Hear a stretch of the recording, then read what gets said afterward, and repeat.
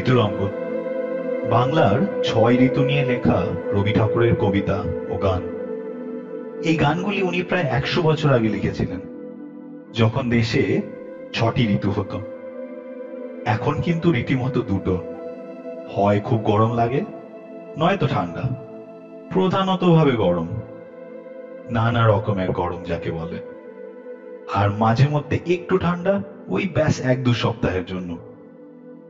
বাকি ঋতুগুলো আর বোঝা যায় না। বাঙালিরা অ্যাকচুয়ালি কিন্তু খুব বুদ্ধিমান জাতি, এ ব্যাপারটা আগেই বুঝে গেছিল। তাই বুদ্ধি করে এই ঋতুগুলি দিয়ে নিজেদের ছেলে মেয়েদের নাম রাখতে শুরু করে। বর্ষা সেনগুপ্ত, হেমন্ত মুখোপাধ্যায়, শরৎচন্দ্র চট্টোপাধ্যায় ইত্যাদি। কিন্তু কখনো কেউ গ্রীষ্ম ঘোষ বা শীত সান্যালের নাম শুনেছেন?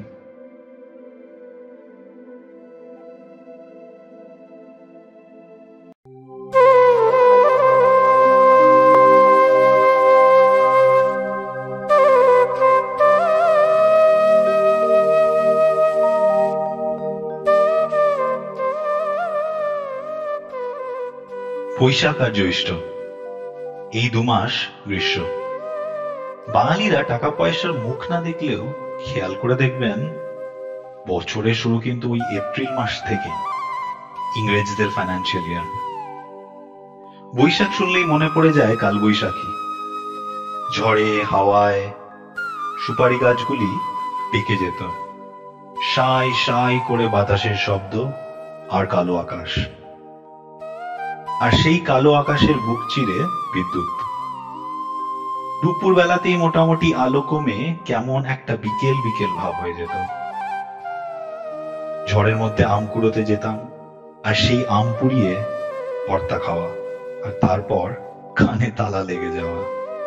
সাংঘাতিক একটা নস্টালজিয়া। তাহলে আমরা এবার শুরু করছি আমাদের ঋতুরঙ্গ। প্রথম ঋতু হচ্ছে গ্রীষ্ম।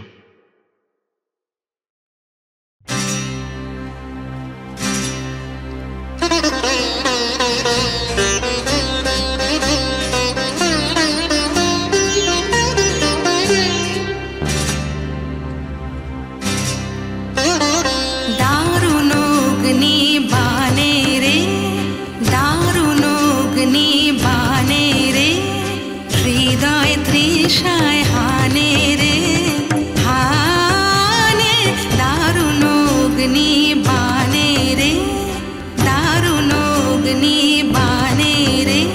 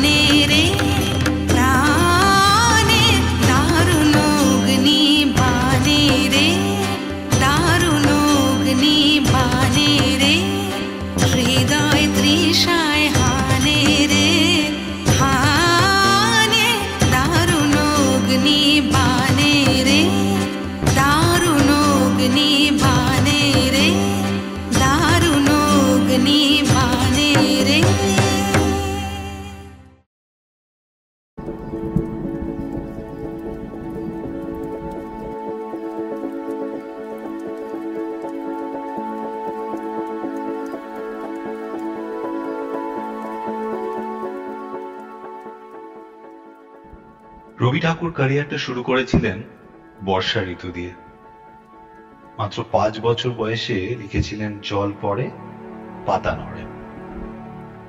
একটা জিনিস লক্ষ্য করবেন, বাংলার 6 ঋতুর মধ্যে বর্ষাই কিন্তু একমাত্র মেয়ে।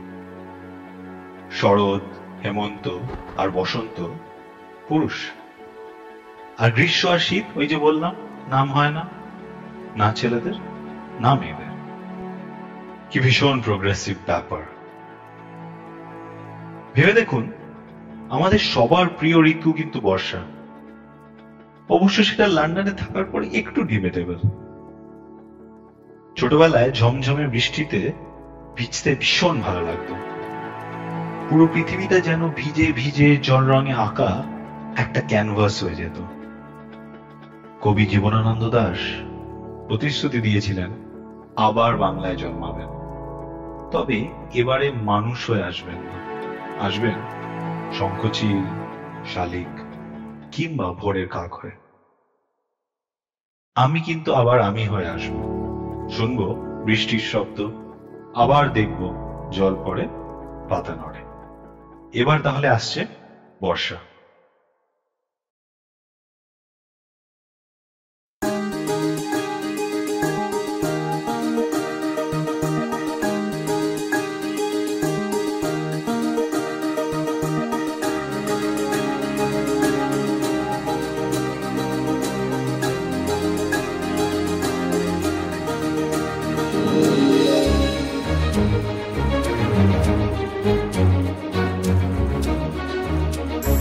এসো শ্যামল সুন্দর, এসো শ্যামল সুন্দর, আনো তব কাপহরা তৃষাহরা সঙ্গ সুধা।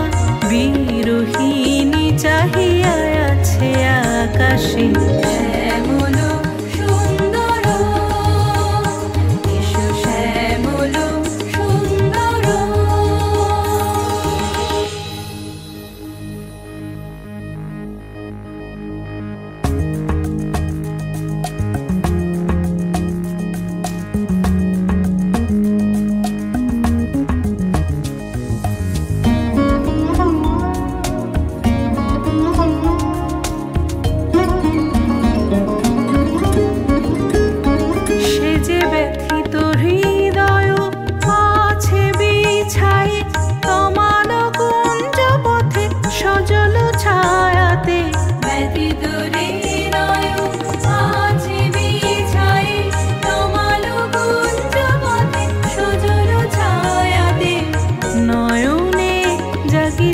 করুণ রাগিনী শ্যামল সুন্দর, এসো শ্যামল সুন্দর।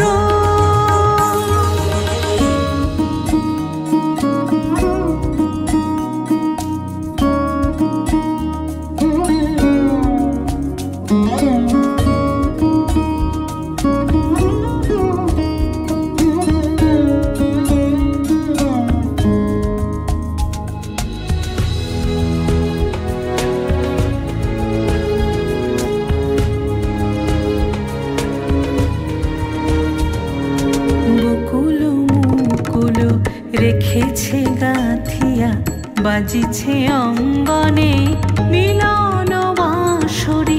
বকুল মুকুল রেখেছে গাঁথিয়া বাজিছে অঙ্গনে মিলন বাঁশরি।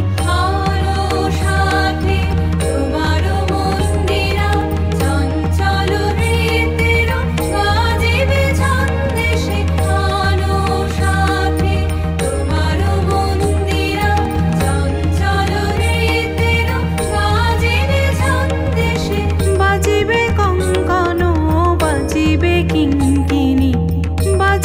কঙ্কণ বাজিবে কিঙ্কিণী, ঝঙ্কারিবে মঞ্জির রুনু রুনু শ্যামল সুন্দর, এসো শ্যামল সুন্দর। আনো তব কাপহরা তৃষাহরা সঙ্গ সুধা। বিরোহিণী চাহিয়া আছে আকাশে শ্যামল সুন্দর।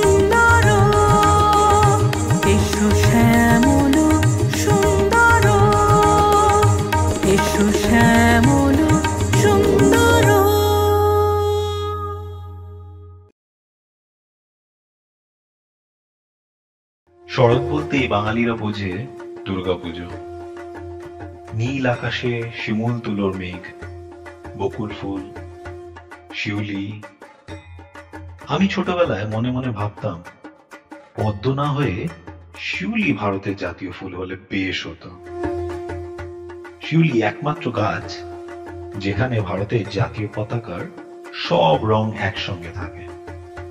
কমলা ডাট, সাদা পাপড়ি, সবুজ পাতা।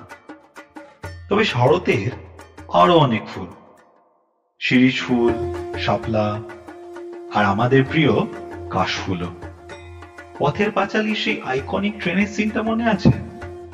অপু দুর্গা দুই ভাই বোন ছুটছে ট্রেনের সাথে, আর ব্যাকগ্রাউন্ডে কাশবন। আসছে শরৎ।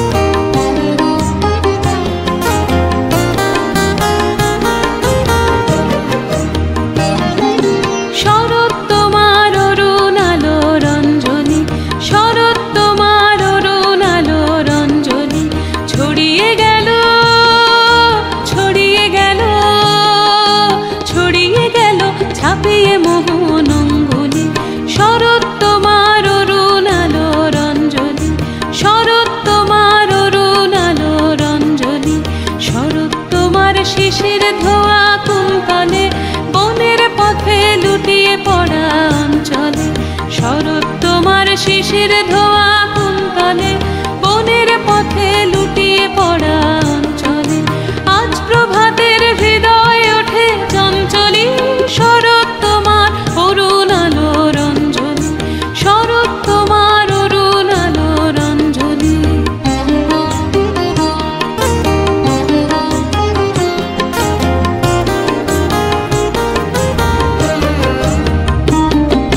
মানিক গাথা ওই যে তোমার কঙ্কনে, ঝিলিক লাগায় তোমার শ্যামল অঙ্গনে।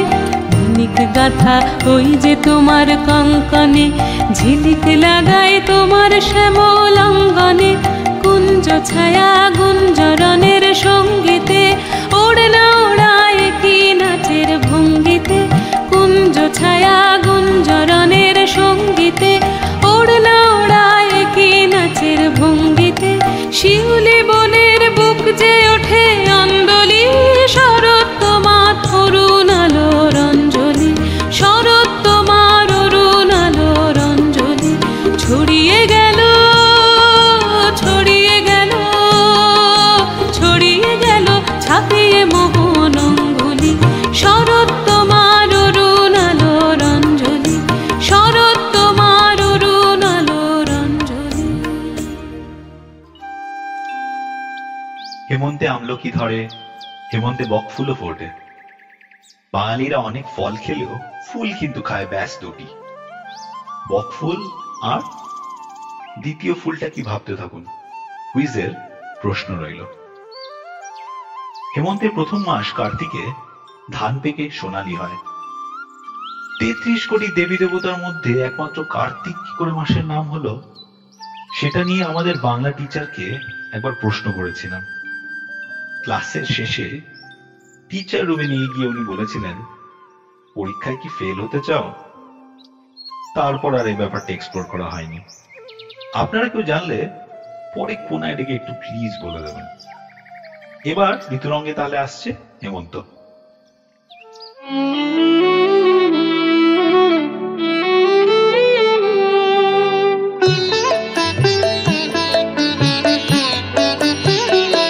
হেমন্তে কোন বসন্তেরি বাণী, হেমন্তে কোন বসন্তেরি বাণী।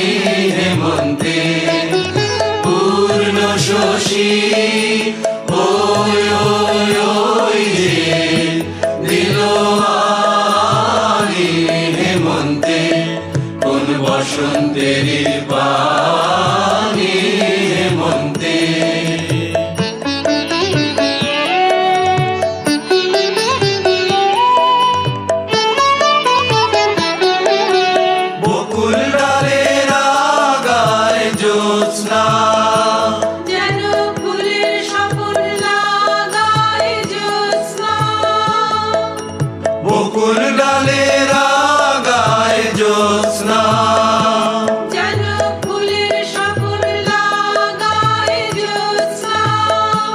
কোন গোপন কানাকানি পূর্ণ শশী ওই ওই ওই রে দিল আনি হেমন্তে কোন বসন্তেরি বাণী হেমন্তে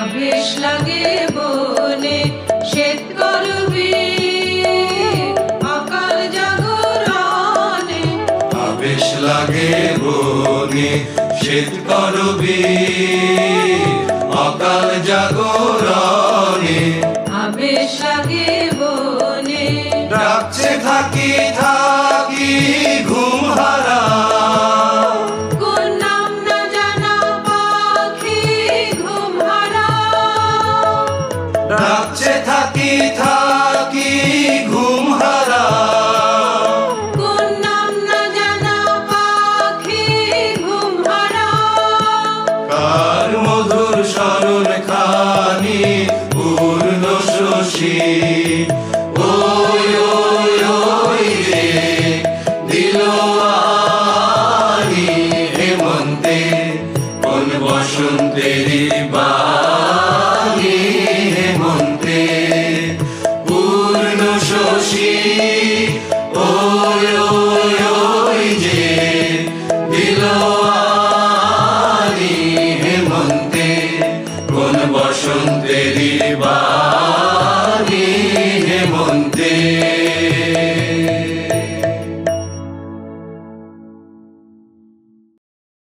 শীতে কুয়াশা পড়ে, সব স্মোকি স্মোকি, ঘাসে শিশির থাকে, আর তার উপরে রোদ পড়লে ঝলমল করে ওঠে। ঘন্টার পর ঘন্টা শুধু শিশির দেখিয়েই কাটিয়ে দেওয়া যায়। কবিগুরু লিখেছিলেন, বহুদিন ধরে বহু ক্রোশ দূরে, বহু ব্যয় করি বহু দেশ ঘুরে, দেখিতে গিয়েছি পর্বতমালা, দেখিতে গিয়েছি সিন্ধু, দেখা হয় নাই চক্ষু মেলিয়া, ঘর হতে শুধু দু পা ফেলিয়া, একটি ধানের শীষের উপরে একটি শিশির বিন্দু, একটি ধানের শীষের উপরে একটি শিশির বিন্দু। শীত আমাদের খুব পরিচিত ঋতু। লন্ডনে পুরো বছরটাই মোটামুটি সেই একটাই ঋতু। সারা বছর হাড় কাঁপানো শীত, আর মাঝে মধ্যে কদিন রোদ ওঠে। তাতেই ব্রিটিশরা এল নিনো, লা নিনা কি না কি নিয়ে গবেষণা করতে শুরু করে দেয়। এবার আসছে শীত।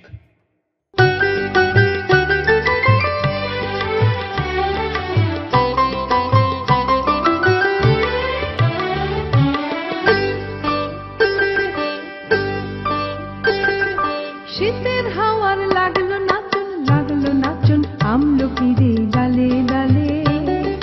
শীতের হাওয়ার লাগলো নাচন আমলকিরে ডালে ডালে। পাতাগুলি শিরশিরিয়ে ঝরিয়ে দিল তালে তালে। শীতের হাওয়ার লাগলো নাচন আমলকিরে ডালে ডালে।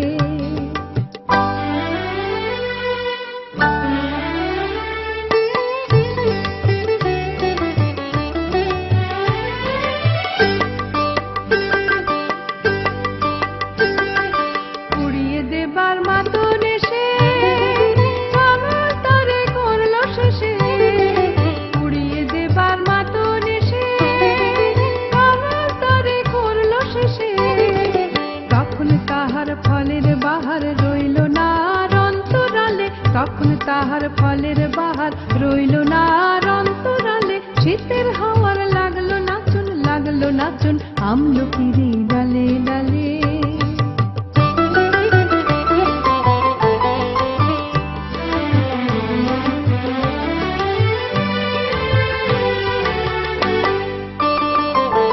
শূন্য করে ভরে দেওয়া যাহার খেলা, তারি লাগি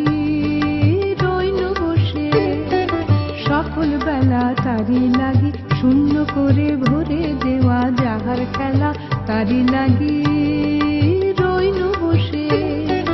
সকল রাহুল বেলা তারি লাগি শীতের পরশ থেকে থেকে যায় বুঝি ওই ডেকে ডেকে শীতের পরশ থেকে থেকে যায় বুঝি ওই ডেকে ডেকে সভ্য আবার সময় আমার হবে কখন কোন সকালে সভ্য আবার সময় আমার হবে কখন কোন সকালে শীতের হাওয়ার লাগলো নাচন আমলকির ডালে ডালে শীতের হাওয়ার লাগলো নাচন আমলকির ডালে ডালে পাতাগুলি শিরশিরিয়ে শিরশিরিয়ে ছড়িয়ে দিল তালে তালে শীতের হাওয়ার লাগলো নাচন আমলকির ডালে ডালে শীতের হাওয়ার লাগলো নাচন আমলকির ডালে ডালে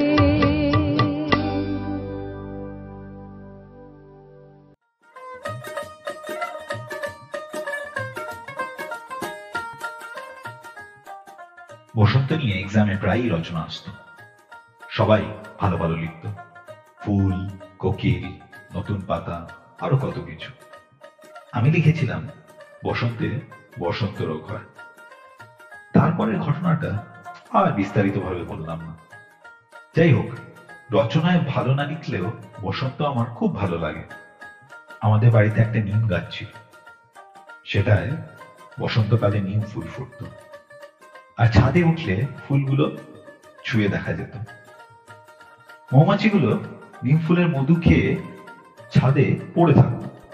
পরে অবশ্য কলেজে উঠে দেখেছি আমরা নিম ফুল নয় মহুয়া খেয়ে মাতাল হয়ে ঘাসের ওপরে ঘন্টার পর ঘন্টা শুয়ে থাকতাম। বন্ধুরা মজা করে আমায় বলতো এসকেপিস্ট। আমরা সবাই আসলে এসকেপিস্ট।